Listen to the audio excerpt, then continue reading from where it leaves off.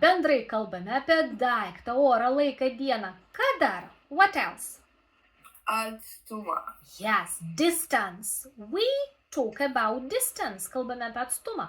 Pavyzdžiui, can you read this sentence, please? It's 4 miles to the beach. Dabar pasakykime čia to.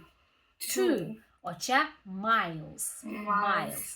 Dabar pasakau aš, tu pakartoji. It's 2 miles to the beach. It's 2 miles to the beach. Šaunuolė. Žiūrėk, norime pasakyti iki paplūdimio to the beach. Kiek yra? 2 mylios. Taigi 2 mylios iki paplūdimio. Kas atlieka veiksmą?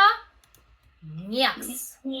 Angliškai kaip turime pasakyti? Vis tiek turime nurodyti, kas atlieka.